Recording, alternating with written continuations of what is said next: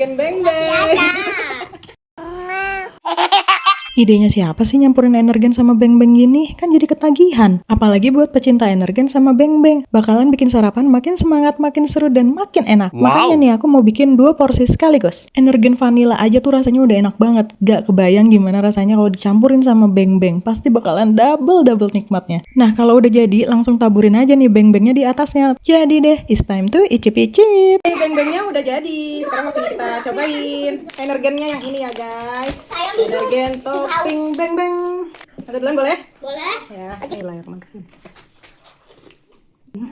Yummy. Bismillahirrahmanirrahim. Sorry ya guys.